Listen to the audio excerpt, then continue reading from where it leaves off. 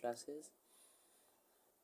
हम इस सीरीज़ में पढ़ रहे हैं स्विच गियर एंड प्रोटेक्शन, जो कि polytechnic third year 5th semester का है। हमने इसमें पहला चैप्टर कंप्लीट कर लिया है, फॉल्ट्स, और अब हम लोग मूव ऑन कर रहे हैं स्विच गियर्स पे। हमने basic introduction of switch gear पढ़ा था, लेकिन आज भी हम उसका क्विक एंड इजी रिकैप ले लेते हैं। उसके बाद से हम ऑन द टॉपिक वापस आ जाएंगे। जो चीज़ें स्विच गियर की कंटेंट में दी है उन सभी को पढ़ देंगे। So let's start without wasting start the video. सबसे पहली चीज़ हम लोग ये बेसिक चीज़ जो हमने पढ़ी थी पहले भी, वो चीज़ हम आज भी देख ले रहे हैं। एकदम स्टार्टिंग में हम लोगों ने पढ़ी थी बेसिक इंट्रोडक्शन टू SGP। वही चीज़ मैंने यहाँ भी नोट की ताकि कुछ अलग ना रहे। सो डेफिनेशन था कि the apparatus used for switching, controlling and protecting the electrical circuit and the equipments is known as switchgear. Absolutely, जो भी इक्विपमेंट्स स्विचिंग के लिए, कंट्रोलिंग के लिए एंड प्रोटेक्शन के लिए यूज़ होते हैं इलेक्ट्रिकल सिस्टम में, इलेक्ट्रिकल सिस्टम को सर्किट को बचाने के लिए, इलेक्ट्रिकल सर्किट में जो लगे हुए इक्विपमेंट्स हैं उनको बचाने के लिए, वही स्विच गियर्स कहलाते हैं। अब स्विच गियर्स के कुछ प्रोस्पेक्टिव्स होते हैं, उसके कुछ पर्पस होते हैं, क्यों लगाया जाता है, ये चीज़ आज हम लोग देखेंगे। क्या है कि सबसे पहली बात तो ये जो प्रोटेक्टिव गियर्स होते हैं स्विच गियर्स का, ये प्रोटेक्टिव गियर्स, जो प्रोटेक्टिव गियर है ये बहुत इम्पॉर्टेंट ऑब्जेक्टिव है एक पावर सिस्टम का, एज दे प्रोटेक्ट या गिव द या provide the protection to the power system. किसी भी पावर सिस्टम में ये एक प्रोटेक्शन प्रोवाइड कराते हैं। इसके बारे में चलिए देखा जाए। सबसे पहला है इट डिटेक्ट्स द फॉल्ट।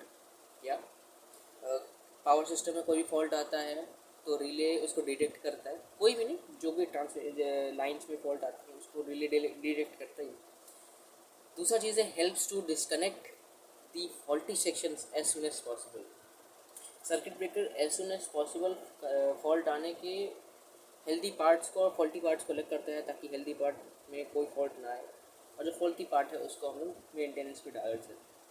फिर the operation of rest of the systems are not affected. या इट्स नॉट लाइक कि अगर करंट फॉल्ट आ गया तो फिर सिस्टम आप रुक जाएगा, आप चलेगा ही नहीं। It take just task of time to maintain that system, तो maintain the faulty system, faulty part, faulty second, और फिर वो अपना चलने लगेगा।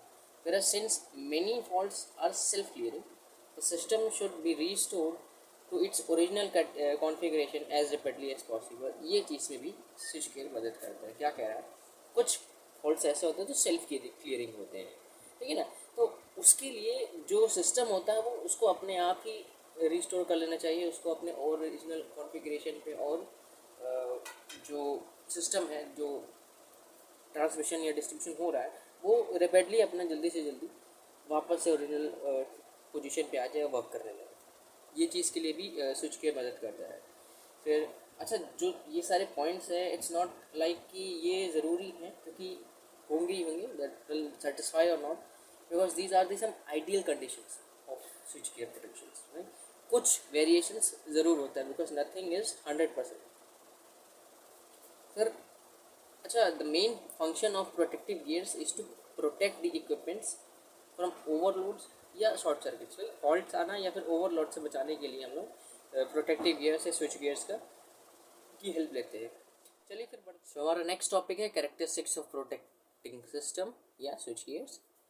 देखिए, हमने लास्ट वीडियो में स्टार्टिंग वीडियो में भी बात की थी, हमने लास्ट वीडियो में स्टार्टिंग वीडियो में बेसिक इंट्रोडक्शन में, कि एन रिलायबिलिटी सिस्टम की, जो सिस्टम की या फिर कह सकते हैं स्विच गियर की होनी ज़रूरी है। विश्वसनीयता उसके काम करने की सुचारू रूप से वो होनी चाहिए। सिलेक्टिविटी और डिस्क्रिमिनेशन, कौन से फॉल्ट को डिटेक्ट करके हमें फॉल्ट को डिटेक्ट करके इंफॉर्मेशन सर्किट ब्रेकर को देना है, कौन से को डिस्क्रिमिनेट करके कि ये फॉल्ट इतना वेरिएशन नहीं डालेगा हमारे उसमें, उन चीज़ों को अलग करने में की सिलेक्टिविटी और डिस्क्रिमिनेशन होनी चाहिए।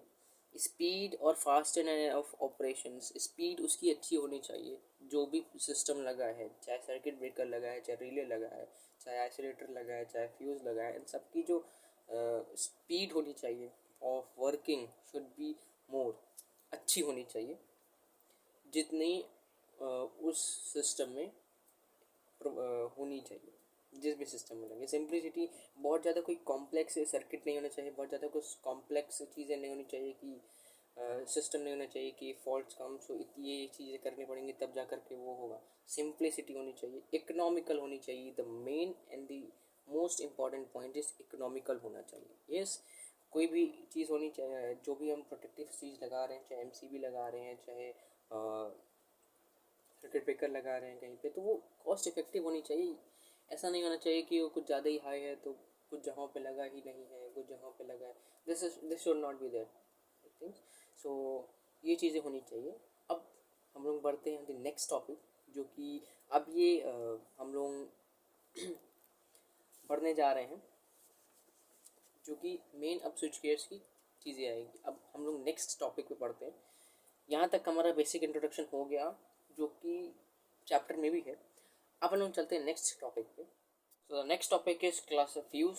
सबसे पहले हमने पढ़ा भी था कि वाटर फ्यूज़, तो पीस ऑफ कंडक्टिंग वायर है ना, which is connected in series, and जो फ्यूज़ होता है, किटकैट होता है, वो एनर्जी मीटर के बाहर लगता है। और इसके बारे में हमने पढ़ा भी था कि कैसे वो वर्क करता है। फ्यूज़, हीट बढ़ता है, आई स्क्वायर रॉड बढ़ता है तो उसके से हीट बढ़ता है, हीट बढ़ने की वजह से उस फ्यूज़ का कंडक्टर का टेम्परेचर हाई होता है और वो मेल्ट कर जाता है, जिसकी वजह से सर्किट ब्रेक हो जाती है ना। तो उस फ्यूज़ को ही दो पार्ट में डिवाइड किया गया है, क्लासीफाई किया गया, डीसी फ्यूज़ और एसी फ्यूज़। डीसी मतलब दो अलग अलग फ्यूज़ इसमें कर दिया गया है। अब डीसी फ्यूज़ के अंदर, डीसी फ्यूज़ को भी कुछ कई अलग पार्ट्स में उसको, या कई अलग क्लासिफिकेशंस में ये फ्यूज़ेस हैं डीसी फ्यूज़ के, like cartridge, automotive, resettable, semiconductor, over voltage suspensions. और एसी फ्यूज़ में भी लो वोल्टेज और हाई वोल्टेज फ्यूज़ रखा है। हमने स्टार्टिंग वीडियो में बोला भी था कि हम लोग एलवी फ्यूज़ और एचवी फ्यूज़ के बारे में पढ़ेंगे। So this is the time we are going to study about the LV fuse and HV fuse, low voltage and high voltage fuse. हमारे कोर्स में एसी फ्यूज़ के बारे में दिया हुआ है, तो हम लोग एसी फ्यूज़ को पढ़ रहे हैं। यहाँ पे एक इक्वेशन लिखी है, H equals to I square R T joules, जिसपे ये फ्यूज़ का ऑपरेशन हो रहा है। That H stand for heat energy in joules. हाँ, H जो हीट है वो जूल्स में ही आ रहा है। I is the current flowing through the material in amperes, ठीक है। जो आई स्क्वायर है तो ये करंट जो फ्लो कर रहा है उसका है। फिर R is the resistance of the fuse material. R क्या है, रेजिस्टेंस है उस फ्यूज़ मटेरियल का, जो कि ओम में है। और टी तो टाइम होता है, तो T stands for time. Now इसकी कुछ प्रॉपर्टीज ही होती हैं फ्यूज़ की, आइए उन प्रॉपर्टीज़ को भी देखते हैं। So the properties of fuse are as like, fuse should have कुछ क्वालिटीज़ होनी चाहिए। क्या क्या? Low resistance, high conductivity, low melting point, economical, free from oxidization. इन चीज़ों को आई डोंट थिंक कि एक्सप्लेन करने की ज़रूरत है। एक कंडक्टिंग वायर है जो कि मेल्ट होनी चाहिए, उसकी रेजिस्टिविटी कम होनी चाहिए, कंडक्टिविटी ज़्यादा होनी चाहिए, इकोनॉमिकल होना चाहिए, बहुत ज़्यादा महंगा नहीं होना चाहिए, एंड फ्री फ्रॉम ऑक्सीडेशन होनी चाहिए। ऑक्सीडेशन अगर हो जाएगा तो फिर वो वर्क सही से नहीं करेगा। एक इक्वेशन यहाँ भी लिखा है, I equals to A D power N, जहाँ पे आई होता है फ्यूजिंग करंट, डी होता है वायर का जो डायामीटर होता है वो, जो कि हम लोग यहाँ पे सेंटीमीटर में लेते हैं, और ए है हमारा एक constant whose value depends on the fuse material। Like एक ये ए ऐसा है कांस्टेंट है जो कि अलग अलग फ्यूजेस पे डिपेंड करता है। अगर कॉपर का है तो उसका अलग होगा, या किसी और का है तो अलग होगा, ठीक। अब फ्यूज़ के कुछ एप्लीकेशंस हैं, आइए उसको भी देख लेते हैं।